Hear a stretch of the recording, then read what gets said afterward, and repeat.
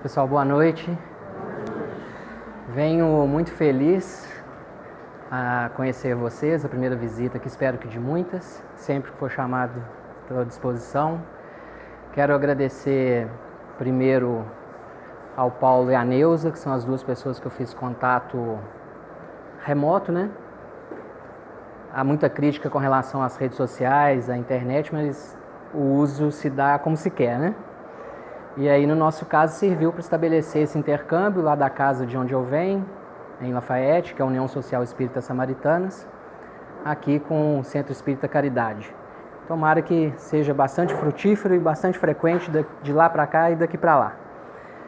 Preciso agradecer também a Rose, minha amiga que está aqui. Tem um amigo meu muito próximo chamado Francisco, Chico, que é diretor lá do nosso grupo, que brinca que a Rose hoje está fazendo o papel de médium de transporte. Ela me trouxe de carona de Belo Horizonte até aqui e na volta a mesma coisa. Então, obrigado pela gentileza. E sempre, em primeiro lugar, embora na frase tenha ficado por último, agradecer ao autor da vida, né, por estarmos juntos, por estarmos aqui, por podermos compartilhar essa maravilha de ensinamento que a gente colhe das 3 revelações, né, da doutrina, do Novo Testamento, do Antigo Testamento, que vão clareando as nossas ideias. Bom, como é a primeira vez, eu vou fazer um combinado que eu sempre faço nos lugares por onde eu passo. Está todo mundo me ouvindo bem aí atrás? Tá? São 3 combinados simples. O primeiro deles é que tudo que eu vou dizer, todos os exemplos que eu vou usar, toda ideia que eu vou trazer, vem dessas referências que estão aqui. São o Evangelho segundo o Espiritismo, Consolador, Vinha de Luz, assim por diante. As citações estão ali e estão por 2 motivos. Primeiro, para vocês perceberem que não é ideia minha, não é opinião minha, né? Isso tem fundamento na obra básica ou nas obras acessórias. Além disso, tem alguma referência dos evangelhos tradicionais, né? Também. E o outro propósito é que se alguém quiser pesquisar algum ponto que eu passar muito rápido, né? Então a referência está ali. Segundo combinado é que em alguns momentos eu vou citar trechos dessas obras, falar de alguns trechos ali, e como são coisas, algumas delas escritas há 2000 anos, há 200 anos, o português é diferente. Então eu não vou usar aquele português, vou ficar aqui com vós sois, né? Vou usar o português que a gente usa no nosso dia a dia, porque facilita o entendimento de todo mundo e facilita para que eu me lembre também. Combinado? Mas eu prometo não alterar em nada a essência da mensagem que está lá. Por último, o último combinado, é que se em algum momento alguém quiser fazer algum comentário, quiser colocar uma opinião, tirar uma dúvida de alguma coisa que eu falei que não ficou clara, fazer uma pergunta, mesmo que eu não souber a resposta, só fazer um sinalzinho com a mão, porque às vezes no calor aqui da exposição eu não percebo que a pessoa quer comentar e atropelo, é para eu não ser mal educado com vocês, tá ok? O tema de hoje, então, fora da caridade não há salvação. Eu tenho um outro hábito. A cada semestre, eu escolho um pequeno assunto relacionado ao estudo da doutrina, um assunto simples. E antes de entrar no tema, eu falo rapidamente desse assunto, um assunto que eu vejo que tem despertado dúvida nas pessoas, que nas redes sociais eu percebo as pessoas, umas tirando dúvidas com as outras, várias respostas diferentes. Aí eu aproveito um assunto desse para tratar. Esse semestre eu estou falando da doutrina ter esse aspecto tríplice de ciência, filosofia e religião. Esse assunto é conhecido de todo mundo? É comum a gente ouvir falar isso. E tem acontecido muito, eu tenho visto muito mesmo, as pessoas perguntando, dentro e fora do movimento espírita, o espiritismo é religião? E tem respostas de todo tipo. Então vamos tentar organizar. Na verdade, as 2 respostas podem estar certas, sim e não, e as 2 respostas podem estar erradas, sim e não. Depende, na verdade, de o que está na cabeça de quem perguntou, né?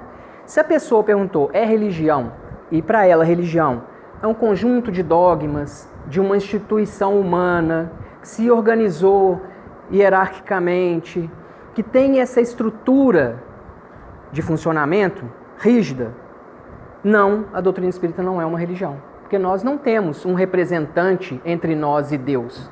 Nós comunicamos direto com Deus. A gente acorda e faz uma prece, não preciso de alguém para me representar, não é? Um sacerdote, seja lá qual for. Na doutrina espírita não tem isso. Então, se a pessoa perguntou sobre isso, a resposta é não, não é uma religião. Agora, se a pergunta é se a pessoa entende que a religião é um conjunto de ideias, um conjunto de valores que fazem com que você volte a se conectar espiritualmente ao Pai, a Deus, sim, a doutrina espírita é uma religião. Figura ali porque no nosso conceito espírita de religião é uma religião, ok? Agora, por que eu destaquei esse ponto? Porque isso é fundamental para a gente conseguir construir a tal da fé raciocinada. Sem o estudo feito dessa forma, a gente pode até pensar que está construindo uma fé raciocinada por conta do conceito moral e ético da mensagem, mas não está. Por quê? Quando nós estudamos a ciência, nós estamos estudando as leis naturais, não é? A gente não inventa nada, a gente só observa e descobre. Por exemplo, a gravidade, antes de Newton descobrir, ela já funcionava, né? Ele descobriu, organizou numa ideia, mas ela já funcionava. Então, é observação. A lei de atração entre as moléculas de um átomo, lei da física, já existe, já está lá. Antes do homem observar, já existia. A lei da gravidade que eu citei, a lei de atração entre os planetas, que mantém uma órbita em volta do Sol, por exemplo, da Lua em torno da Terra, são elementos também da natureza que já existiam. Nós observamos. A atração entre duas pessoas que a psicologia tenta descrever, essas leis naturais todas são uma só, na verdade, se manifestando de forma diferente. Essa lei é uma lei universal e divina. É uma lei divina. Por isso que quando a gente estuda ciência, a gente não está estudando só a lei da natureza.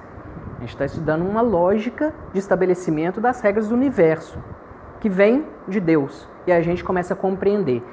Esse conjunto de coisas que a gente começa a compreender vindo da ciência, da filosofia, da física, da química, da biologia, da psicologia, das ciências todas, criam um conteúdo de informação que nos colocam em condição de raciocinar melhor. Não é assim? Se a gente tem uma base de informação boa, imagina que eu tenho na minha casa uma biblioteca com 3 livros. É só o que eu tenho para consultar. Os meus pensamentos vão estar limitados àquelas ideias. Se eu tenho 500 livros e estudei todos, as minhas ideias vão mudar, não vão? Não sei se melhora ou piora, depende do livro, né? Mas vão mudar. É a mesma coisa, na medida que eu me aprofundo na ciência, eu vou ganhando argumentos de ideias. E esse argumento de ideia, de raciocínio lógico, de pegar um pressuposto científico, que seja, e juntar com o outro e chegar num raciocínio lógico, é filosofia. Eu faço perguntas a partir de uma coisa que todo mundo já domina e chego a uma conclusão filosófica. Só na minha cabeça, não preciso de prova. Mas faz sentido. Depois eu até provo. Mas a princípio faz sentido. Juntando essa base, é por isso que está na base do triângulo. O triângulo, a religião sempre tem que estar aqui mesmo. Porque a gente cria uma base sólida que nos coloca em condição de aí ir para o aspecto moral e ético da mensagem e fazer a conexão espiritual e nos reconectar com Deus numa base sólida. A ciência pode mudar, os pensamentos podem evoluir, que tudo vai fazer sentido. Quando eu leio uma passagem que, com base nesse conhecimento aqui, não faz o menor sentido, eu posso já ter uma desconfiança grande que eu estou interpretando aquela ideia moral que está, às vezes, lá no Velho Testamento, cheio de símbolo, né? Escondida atrás de um monte de coisa. Se não faz sentido o que está escrito, é porque, na verdade, eu estou interpretando de forma equivocada. Quando aí, ciente disso tudo, a gente chega na fé raciocinada. Não faz sentido? Então, o ideal, o que convém, não é obrigatório, não existe isso obrigatório, né? O que convém, então, isso está aqui ó, no Consolador, lá no comecinho dele, ele não tem introdução, ele tem definição. Emmanuel é que fala isso. Esse é o caminho para a gente fazer a construção da fé raciocinada. A estrutura da nossa conversa de hoje vai ter um pouquinho de cada coisa. No assunto de fora da caridade não há salvação, ok? Então vamos finalmente ao assunto, né? Quando a gente olha fora da caridade não há salvação, deixa eu fazer uma pergunta aqui. Quem está aqui nessa casa hoje pela primeira vez, levanta a mão, por favor. Tem alguém? Primeira vez? Muito bem-vindos, olha que responsabilidade, não sei para que eu faço essa pergunta. Se não voltar, a culpa é minha, né? Sejam muito bem-vindos, tomara que seja bom o suficiente para fazer vocês voltarem. E quem é a primeira vez numa casa espírita, qualquer uma que seja? Primeiro contato com a doutrina. Nossa, para que eu fui perguntar? Tomara que você fique muito feliz, sair daqui satisfeita. Pelo menos com relação à recepção, o carinho, eu tenho certeza que sim. Bem-vindo, bem-vindas.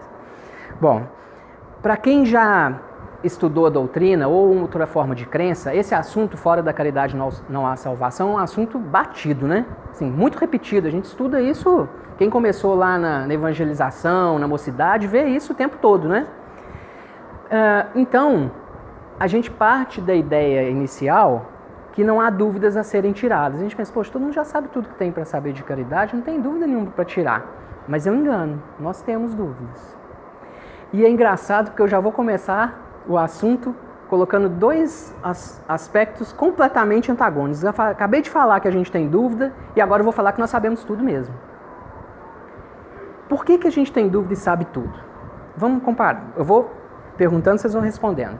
Todo mundo sabe que existe a caridade material, não é? Você doa um pão, doa uma sopa, doa um almoço, uma cesta básica, doa sangue, faz um mutirão para construir uma residência melhor para uma família que está em dificuldade, N coisas materiais. Todo mundo sabe disso, né?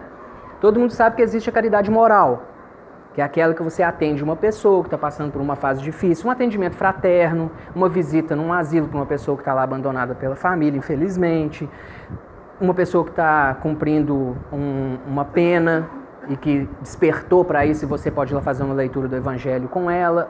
A caridade moral também tem uma infinidade de meios de acontecer, até pela rede social hoje em dia, né? As pessoas chegam atraídas pelo assunto da doutrina espírita e muitas vezes você consegue fazer um socorro ali imediato para a pessoa que está pensando até em coisas desagradáveis, né? Então tem muitos caminhos também. Todo mundo sabe disso, não é? Que existe a caridade moral. Todo mundo também sabe que a caridade que realmente importa, não estou colocando que as outras são descartáveis, mas a que faz diferença é aquela em que você transforma a vida da pessoa. Porque, vamos imaginar, lá no nosso grupo a gente tem todo sábado um almoço fraterno. É um almoço que a gente prepara e distribui para o pessoal, basicamente, na grande maioria, moradores de rua. Essas pessoas chegam lá, estão com fome, às vezes vai ser a única refeição completa da semana, almoça, no dia seguinte já está com fome de novo, não está? Resolveu o problema dela? Não, né? É um socorro. Então precisa acontecer, porque naquele momento tem gente passando fome, então tem que acontecer, temos que fazer. Mas ela é transformadora? Não é. Quando você senta lá fora, no pátio onde o pessoal almoça, nas mesas, com um que você vê que está embriagado, e conversa com ele, do prejuízo que isso traz para ele, você está fazendo uma caridade moral, já tem chance de transformar. Mas tem movimentos que você pode fazer, por exemplo, numa penitenciária você monta um grupo que vai lá ensinar disciplinas do 2º grau para esse pessoal que quer se formar lá dentro. É diferente, você está transformando a vida da pessoa, não está? Então, todo mundo sabe disso, que existem categorias de envolvimento e categorias de efeito da caridade. Todo mundo sabe disso. Agora, por que então eu posso afirmar, e mais uma vez não está saindo da minha cabeça, mas dali, que nós sabemos tudo e temos dúvida ao mesmo tempo? É estranho isso, né? Então vou contar uma história para vocês. Nós somos mineiros, eu acredito que a maioria deve ser mineiro aqui, né? Nós gostamos muito de caos, né? Vou contar um caos para vocês que aqui na estrada é o caminho que a gente pega para Lagoa Santa, Serra do Cipó, é isso mesmo, né? Lapinha da Serra, aquela região bonita de cachoeira. Então, bem escolhido que é daqui a história. Um senhor vinha, não sei de que cidade, para essa região. Já finzinho de tarde, não tinha começado a escurecer não, mas era finzinho de tarde. Sozinho no carro. E de tempos em tempos ele dava uma parada para apreciar, uma região muito bonita, né? Numa dessas, numa reta, ele para o carro e por azar não, que a gente sabe que não existe, né? Calha de ter ali uma turma de bandidos esperando alguém para assaltar. Roubam o carro, roubam a carteira com dinheiro, cartão de crédito, celular que a essas alturas nem ia servir de nada, porque se eles tivessem deixado o celular ali não tinha sinal, já era estrada de terra no local, né? Remoto. E até a roupa do corpo. Limparam o homem, coitado. Não satisfeito, como a gente tem visto por aí, ainda deram uma surra nele.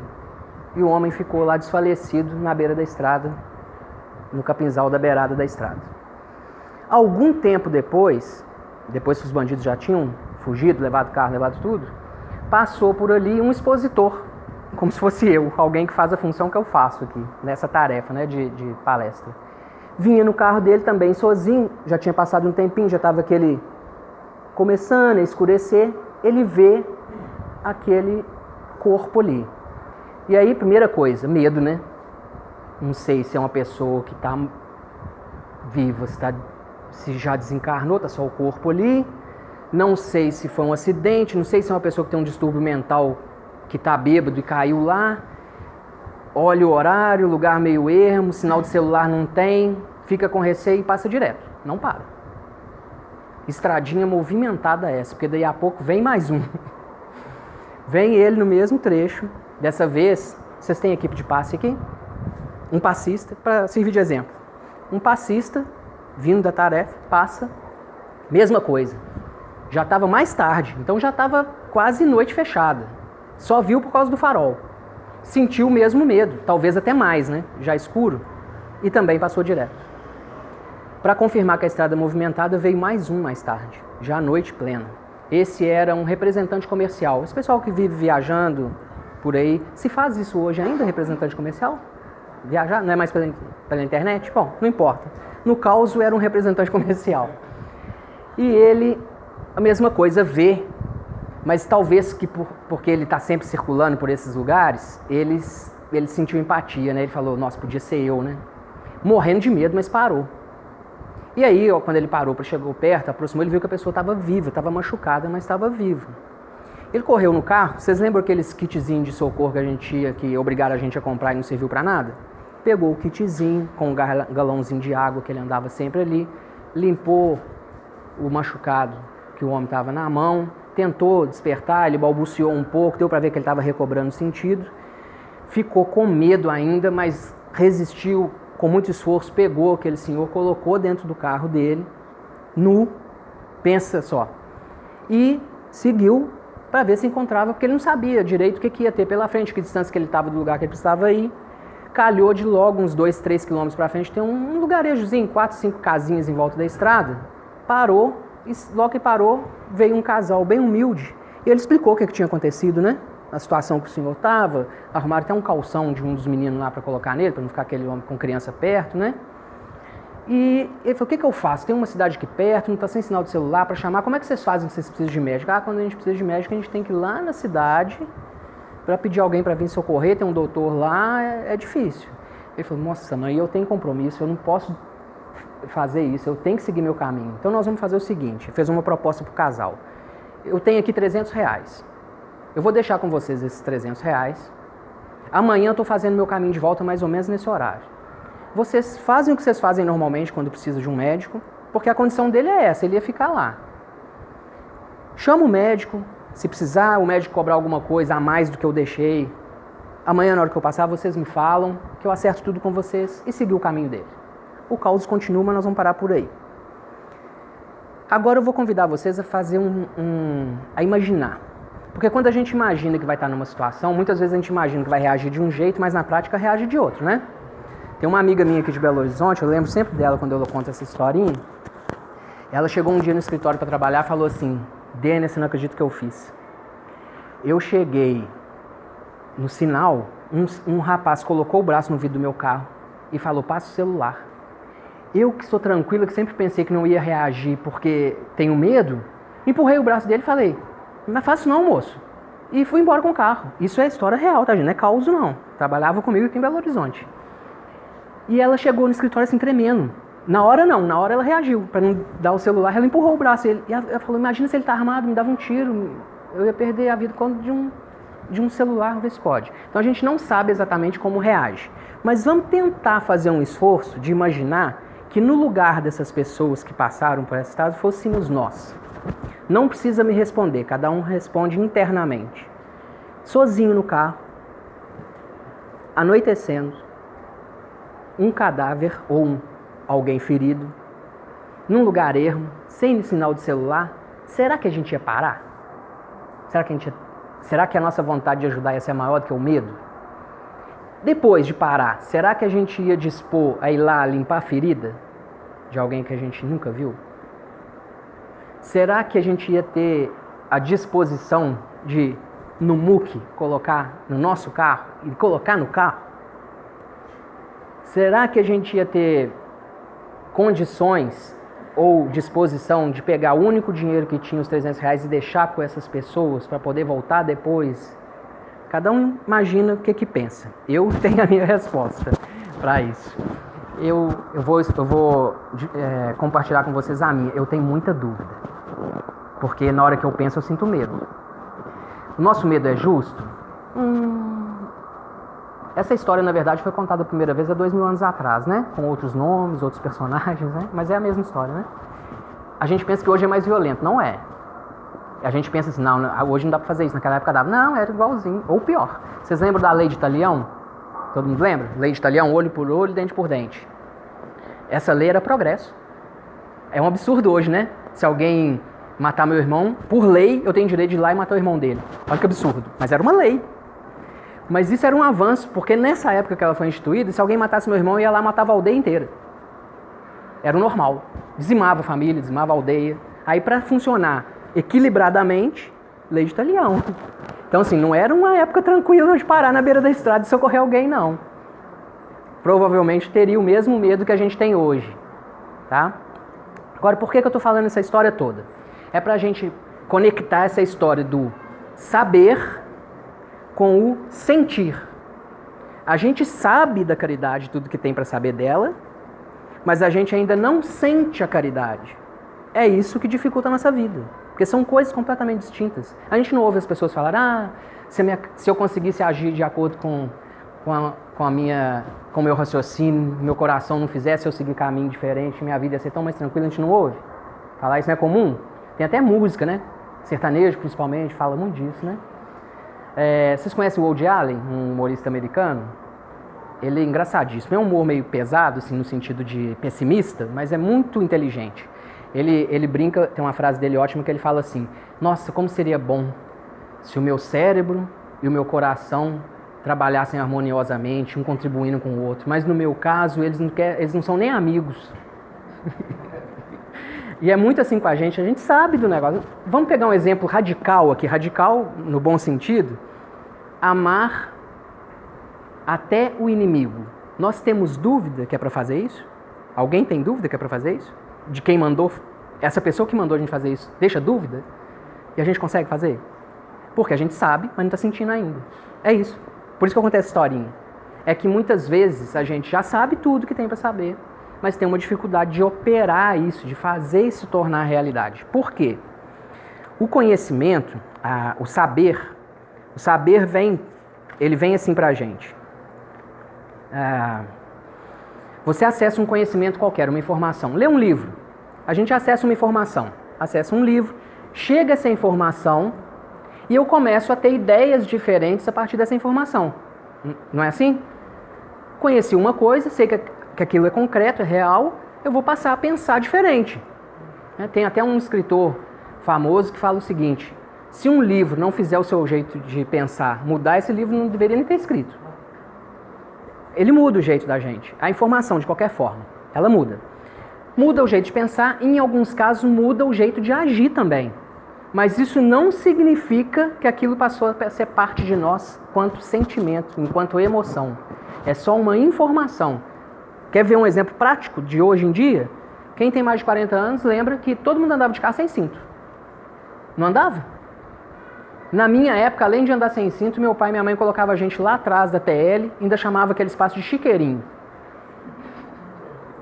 Era todo mundo solto dentro do carro, não tinha cinto não. Era assim. Veio a lei, ninguém passou a usar porque ficou consciente da segurança. Veio lei e multa, aí todo mundo passou a usar. Então, informação, a gente passou a saber, opa, se eu ficar sem cinto, vou tomar uma multa muito alta, eles estão parando, estão fazendo blitz, eu vou lá e mudo. Mas isso é sentimento? O brasileiro, em forma geral, tem um grande sentimento de prevenção com relação à segurança? É só olhar os números do trânsito brasileiro que a gente sabe que não. É um exemplo claro, a informação entrou, a gente até usa, mas ainda não é essência nossa. Não é emoção, não é sentimento ainda. Entendeu por que a gente sabe da caridade, mas a gente ainda tem dúvida sobre ela? A dúvida é de sentimento, não é de emoção. Porque o sentimento, ao contrário da informação, do saber, ela começa a funcionar assim. A partir do momento que eu passo a agir conforme a informação nova, eu tive a informação nova, eu passei a agir diferente. À medida que eu vou agindo diferente, eu começo a experimentar as coisas. A vida na Terra é assim, não é? Eu experimento as situações para eu aprender. Com a caridade e com tudo mais que é transformado de saber em emoção, também é assim. A gente começa a praticar, a gente começa a fazer diferente. Ao fazer, eu experimento aquilo e ao experimentar, eu ganho a emoção e o sentimento daquela situação. Isso entra na pessoa. Isso muda. O sentimento muda. Ele é que faz mudar. Vou contar uma outra história. Uma outra história. Todo mundo leu O Nosso Lar? A maioria sim, né? Vocês lembram de Lísias? Lísias é aquele trabalhador lá do local onde o André Luiz é socorrido, um hospital, né? Para simplificar. Lísias começa como se fosse um enfermeiro, uma mistura de enfermeiro com assistente social e muitas outras coisas, né? Que cuida do André Luiz lá. Quando o André Luiz fica bem recuperado e vai embora, ele convida o André Luiz para morar na casa dele. Ele vai morar na casa dele. E lá tem um momento, capítulo 21 do livro Nosso Lar. A mãe do Lísias começa a contar uma história dela com o marido dela, que tinha sido marido na última encarnação e que viviam juntos lá, almas afins. Em ótima situação, inclusive os dois. Pelo tempo que se relata que eles passaram em transição pelo umbral, essas pessoas que estão em ótima situação. Mas enfim, ela conta que teve um determinado período que eles estavam ainda no intervalo entre uma encarnação e outra, em Nosso Lar, que eles começaram a ter umas sensações de reminiscência de coisas do passado e que aquilo começou a incomodar. Aliás, ela conta que ela começou a ter, e quando ela foi falar com ele, ele também já estava sentindo aquilo, porque eles são muito afinizados, né? Os dois começaram a sentir isso, resolveram procurar um mentor, porque queriam se lembrar de coisas do passado, para saber o que era aquilo. E eles vão procurar um mentor, e lá eles ganham autorização para conhecer 300 anos da história deles. 300 anos de história para trás, para eles entenderem o que era aquilo que estava acontecendo. E como que se deu isso? Eles ficaram... Gente, tem hora que a gente tem preguiça de estudar história, um pedacinho da história, para estudar uma tarde de domingo, não tem? Na época do colegial. Quando eu vi isso, me deu uma vergonha quando eu li isso no livro a primeira vez. Eles ficaram 2 anos estudando esses 300 anos de história. Deles mesmos. 2 anos estudando. Aí, olha como que esse trecho mostra pra gente que realmente o ganho não é pelo saber só. Eu não estou descartando o saber, não. Estou falando que não é só por ele. É pela emoção. Eles passam esses 2 anos estudando. Quando ela está contando isso para o André Luiz, ela conta isso para o André, ele faz a seguinte pergunta: e na hora que você leu, recuperou a memória imediatamente? Ela falou: não, eu li aquilo como se fosse um livro. Eu li como se fosse um jornal. Eu só me informei que aquilo aconteceu. Eu não recuperei sentimento e memória nenhuma daquilo. Nós tivemos que passar por um processo, uma terapia, magnetismo provavelmente, liberando um arquivo emocional, para daí aos poucos eu tendo contato com a emoção daquilo que eu fiquei sabendo a partir de mim mesmo. Aí sim eles ficaram donos da situação para poder fazer um plano reencarnatório para recuperar aquelas pendências. Fechou, não fechou? Não faz sentido agora? Não fica claro que realmente o nosso desenvolvimento não vai só pela linha do saber. É incrível, né? Que depois que a gente fala, e depois que a gente pensa e estuda e vai na referência, é tão óbvio, né? A gente já sabe disso também. Parece que a gente esquece. Vou pegar um outro trechinho disso aí para a gente raciocinar.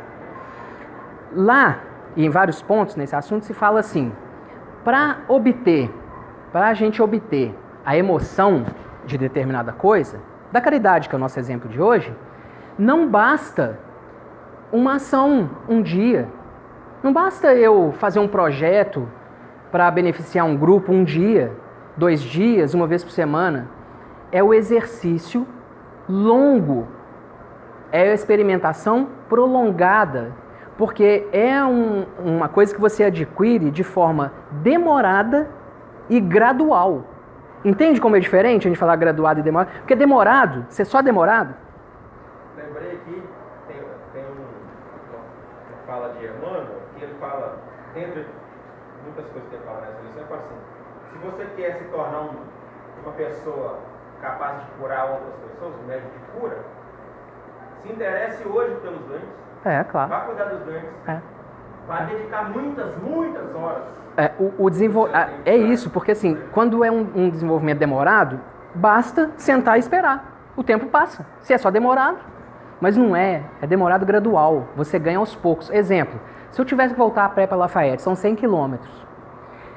E eu resolvo ir, vou demorar uma semana provavelmente no meu preparo físico, né, Rose? Mas se eu resolvo ir, aí eu dou um passo aqui, quanto será que percorri aqui nesse primeiro passo? 80 centímetros? Sei lá. E na hora que eu der o último passo chegando lá, que distância que eu vou ter percorrido no último passo? 80 centímetros também. Esse passo daqui vale tanto quanto o último. O negócio é que a gente acha que não. O primeiro passo é isso que o Emmanuel está falando. O esforço a cada momento é que vale.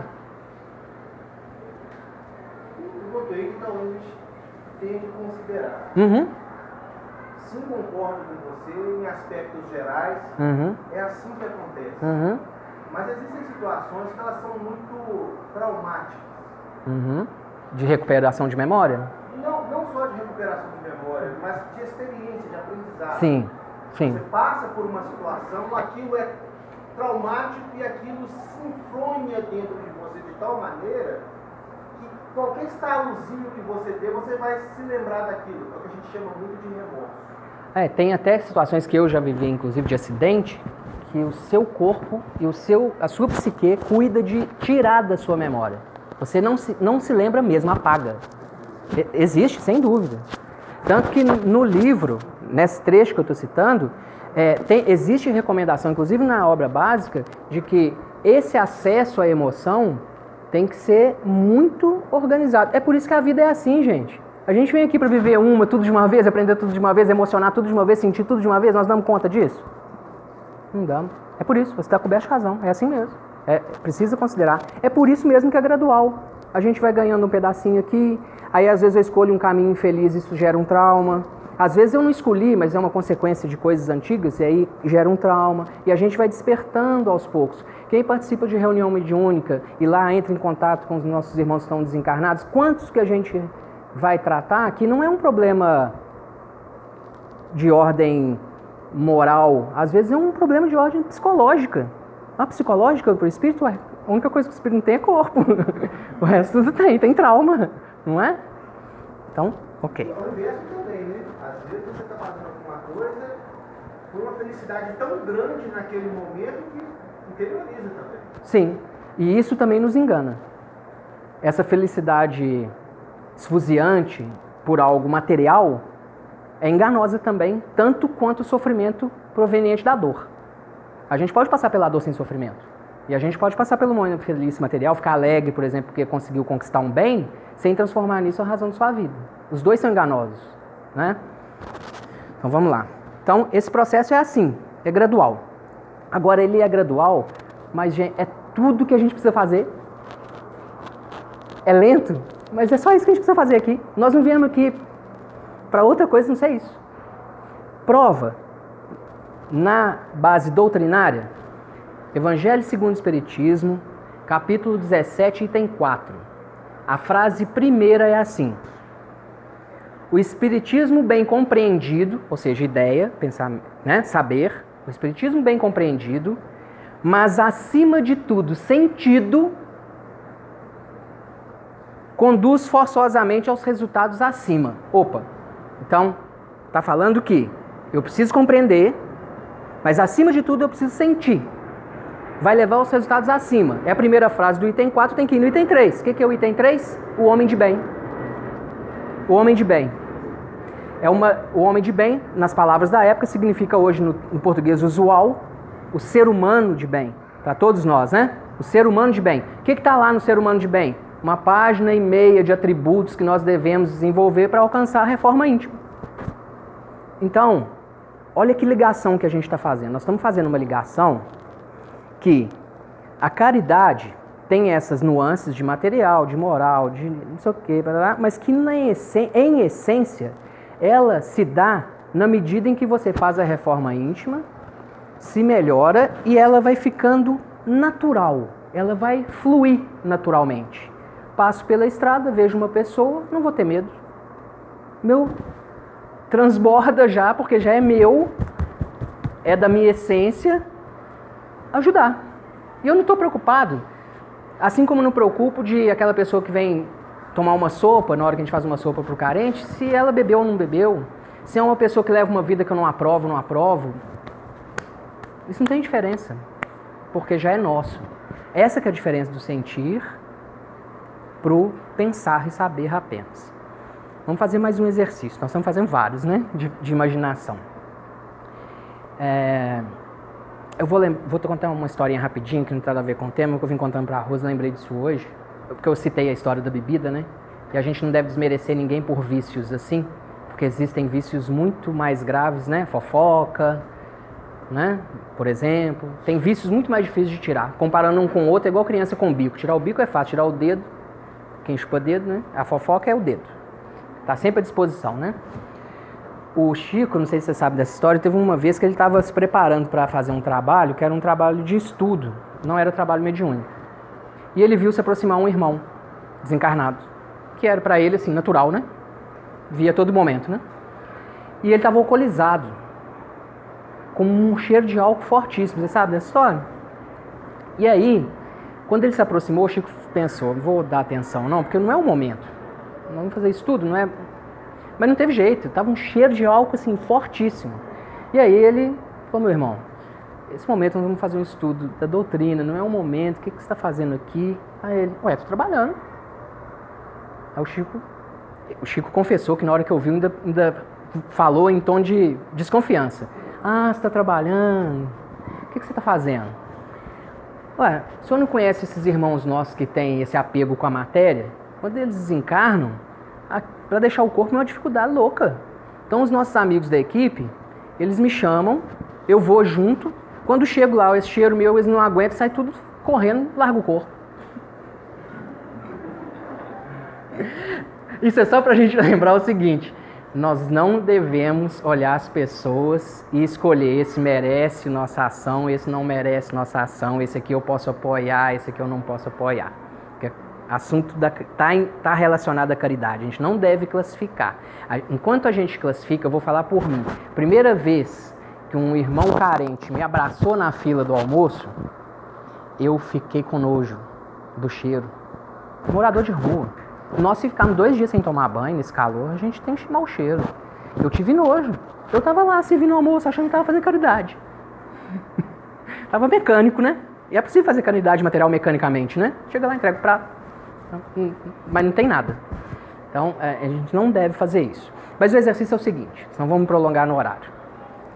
Vou pedir para vocês imaginarem uma pessoa que tem aquela fé maravilhosa, aquela que move montanhas, capítulo 19 do Evangelho segundo o Espiritismo. Aquela fé sensacional, não tem nada que abale a fé dela. Imaginaram? Então tá, vamos imaginar que ela tem pezinho aqui. Essa pessoa de fé inabalável, que nada abala. Agora vamos depois imaginar uma pessoa que tem todos os potenciais mediúnicos possíveis. Vê, ouve, fala, tem sensibilidade, tem premonição, escreve, tudo que a gente souber, imaginar e tiver catalogado e outros que nem estão. Tudo, plenamente, o tempo todo, dominada, né? Aquela mediunidade descontrolada, dominada, ok? Segunda pessoa então, né? Vamos imaginar, são 5, eu vou esquecer se eu não olhar. Deixa eu colar.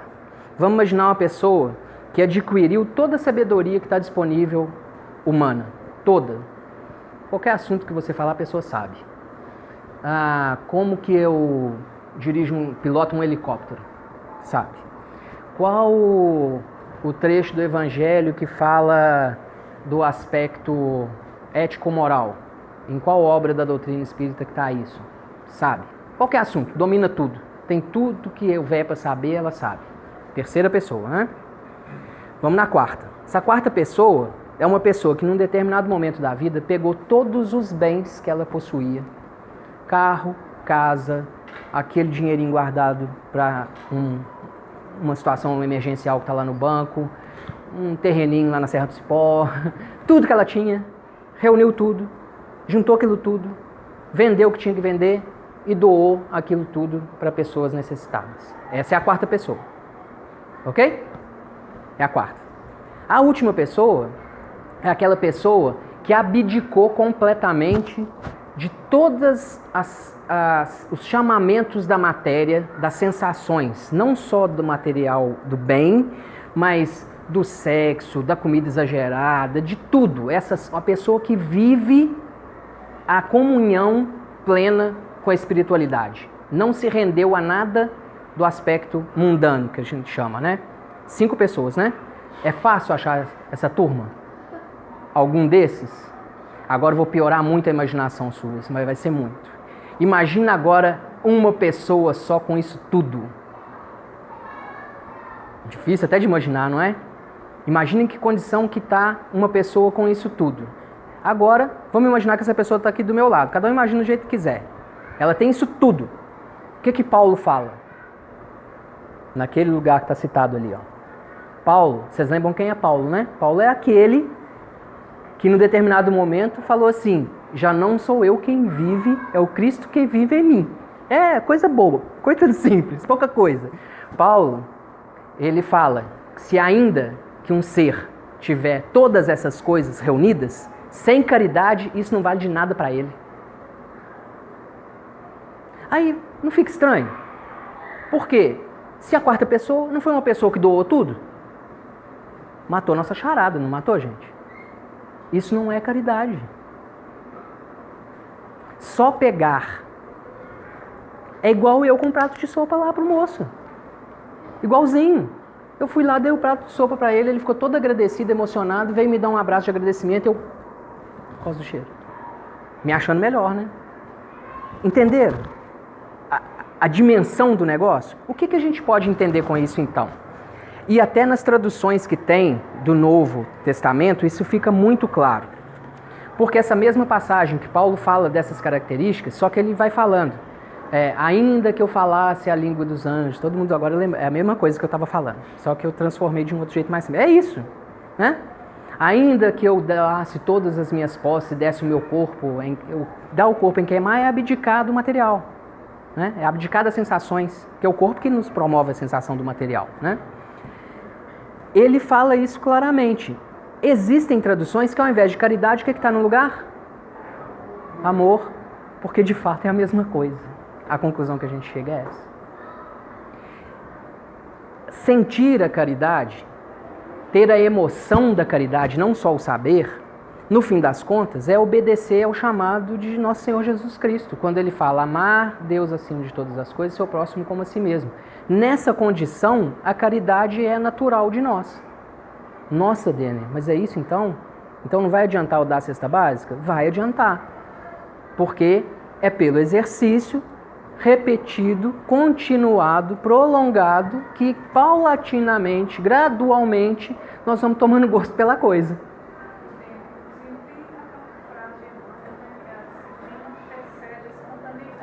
Fala um pouquinho mais alto. A frase de Emmanuel, né, que a disciplina antecede a espontaneidade. Sim, claro. A gente não desistiu. Ainda está no mecânico, não desistiu. O fato de você ir até uma casa espírita, num templo, seja lá qual for a forma de crença que você tiver, não importa. Mesmo se não tiver crença formal nenhuma, se for só a sua fé pessoal. O fato de você fazer um movimento para ir ajudar um irmão já é maravilhoso, porque é um esforço para vencer o egoísmo. Já é ótimo. Nós não podemos pretender sair daqui de onde a gente está hoje e dar um passo direto lá para ser Cristo. E isso é uma coisa... Ontem à noite eu estava conversando com uma amiga e ela falou assim, olha a despedida que ela fez. Eu comentei que vinha aqui, ela falou, então, boa viagem para você amanhã, boa palestra e que Deus continue te iluminando para cada vez você evoluir mais e ficar cada vez mais próximo e parecido com Cristo. Eu tomei um susto. Minha vontade foi responder assim, a reação imediata foi assim, que isso? Não dou conta disso não. Mas não é isso que a gente tem que fazer? Ele não é o guia e modelo? Ué, para que serve um guia e modelo se não é para a gente ser igual? Não é? Então, não há salvação fora da caridade, é por isso. Ele não é o caminho, a verdade e a vida? Não é por ele que a gente chega ao Pai? Então não tem outro jeito de chegar que não seja pela caridade, pelo amor ao próximo, porque são as mesmas coisas. É a mesma coisa, não tem diferença. Essa que é a nossa dúvida ainda. Agora a pergunta maior de todas. Essa é a pergunta maior de todas. À medida que eu fui organizando o estudo, isso foi chegando, eu fui pesquisando ali, pesquisando aí, essa pergunta foi ficando grande na minha cabeça. Como que a gente faz isso? Como que a gente se mobiliza para fazer essas coisas? Como que eu vou me tocar para ter motivação de ir lá e fazer? Como que dá isso? Teimosia se não der para ser na disciplina. Teima com você mesmo. Gente, não é um ou outro dia, acontece muito. Se você tem um compromisso de trabalho, de caridade material, igual esse que eu estou mencionando toda hora do sábado, ou tem outros, né? Vocês também têm na casa. Não é, todo mundo vai lembrar, tem aquela manhã, principalmente se é muito cedo, que você acorda e você não está na escala, como a gente lá tem escala, que você acorda, vou dar um exemplo meu, o pessoal que, já que é para compartilhar, que seja meu, né? Eu acordei 7 horas da manhã, é o horário que eu tinha que acordar para quando eu vou na escala, que eu tenho que estar lá às 7h30. Aí aquela preguiça de sábado de manhã, olhei pro relógio e falei assim, não estou na escala, né? Já tem os trabalhadores da escala, mais tarde eu vou dormir mais um pouquinho. Virei pro canto. E eu tenho um hábito, quando eu acordo, aleatoriamente pegar um dos perfis que eu sigo de rede social, que são de mensagens, e pego uma mensagem. A mensagem era assim: o que você faz quando não é sua obrigação é que mostra quem você é. Tapão, né? Tá. Pulei da cama imediatamente. Tem dia que a gente precisa de um tapa desse, porque dá preguiça. Nós estamos aqui nesse mundo, não é à toa não. Se fosse gente muito evoluída, já tinha, né? Nós temos dificuldade. Então o trabalho é interno. Olha que curioso. A resposta para essa pergunta é essa. O trabalho para conseguir mobilizar, para chegar na caridade e ir desenvolvendo esse sentimento com a caridade, não é fora. É para dentro. É reforma íntima. É saber vigiar, orar, vigiar, ver suas emoções, ver por que você está agindo de um jeito que você já sabe que é errado, por que eu já estudei tanto isso e continuo tendo dificuldade, por que eu sei que eu tenho que ser cordial no trânsito e continuo perdendo a cabeça com um amigo que não dá seta, por que eu sei que na hora que alguém discordar de mim tiver uma opinião diferente, eu não preciso ser inimigo dela, ela pode ter uma opinião diferente da minha e eu outra e tudo bem, não tem problema, não é porque um é Bolsonaro e o outro é Lula que tem que se matar. Tem coisas boas e coisas péssimas dos dois lados, em quase tudo. Não é assim? Então o caminho é esse, é insistência, é persistência, é vigiar você, é ser muito tolerante com todo mundo e ser absolutamente intolerante com você mesmo no que diz respeito à falha. Intolerante não quer dizer cair em culpa, não. Culpa, dor, que não deixa você andar, não. É intolerante no sentido de ficar convivendo com coisas que você sabe que não está legal. Eu sei que não está legal, vou fazer algo para melhorar. E assim vai. Nós temos a eternidade. Esse caminho que eu falei daqui a Lafayette, um passo aqui, outro ali, outro para chegar lá, é a eternidade. Nós temos a eternidade pela frente. Isso não é para, já que eu tenho eternidade, vou ficar parado. Não. Né? Muito pelo contrário, é para aproveitar. Porque as chances aqui encarnadas não são muitas. Tem mais gente desencarnada querendo vir para ter a chance do que encarnado nesse momento aproveitando. E aproveitando, nós somos poucos ainda, não é? Faltam 10 minutos para eu encerrar o tempo que nós combinamos. Então vou convidar para vocês agora para um exercício juntos. Convidar vocês a fechar os olhos. E nós vamos imaginar agora, diferente dessas historinhas que eu fui ditando, nós vamos imaginar que cada um de nós desligou todos os interruptores que nos ligam à nossa rotina na Terra e deixamos ligados só aquilo que nos conecta com Deus. Diferente do que nós fomos acostumados a pensar e acreditar, Deus, essa grandiosidade que nós não temos nem palavra na nossa língua para descrever, está aqui agora, está dentro de nós, nos penetra, nos conhece intimamente, nos criou, nos ama sem condições Ele oferece tudo o que nós precisamos. Esse alimento que nós acreditamos que é o essencial da nossa vida, do almoço e do jantar, não significa nada perto do oxigênio que Ele nos oferece. Sem esse oxigênio gratuito e disponível em todo lugar, em pouco tempo, esse corpo que é veículo dos nossos experimentos na Terra se esvai. Então, é disso que nós vamos lembrar agora. E a nossa emoção, junto com esse pensamento, já que nós falamos disso, é uma emoção de gratidão a Deus. E de uma coisa que pouco se fala, de amor a Deus. De amor recíproco a Deus. Que pai que não gosta de saber que o filho o ama também? Juntos agora, todo mundo junto, vamos imaginar que de cada um de nós desprendem luzes que vão em direção ao alto, em homenagem e agradecimento e reciprocidade de amor ao nosso Pai. E que nosso amado Mestre Jesus, através dos nossos companheiros que estão em outro plano, aqui em torno de nós, nos inspirem fortemente a cada dia para que a nossa vontade de fazer a caridade crescer como um sentimento e sabedoria em nós seja muito maior do que essas distrações que o mundo coloca em nosso caminho. Essas dores que criam traumas, esses sabores que criam felicidades falsas, essa rotina que oprime e não deixa trabalhar. Que a cada dia, ao sair de casa para o trabalho ou para cuidar dos trabalhos de casa, a gente se lembre primeiro que a nossa estada nesse mundo tem o principal propósito de desenvolver a nossa essência enquanto espíritos imortais. Muito menos do que preocupar com o provento da matéria, porque Deus criou a nossa necessidade, não nos deixaria sem entregar a resposta para ela. Que sejamos capazes de manter essa energia maravilhosa que flui agora entre nós, todos os dias da nossa vida, conscientes que o progresso é o objetivo da nossa vida aqui na Terra. Graças a Deus.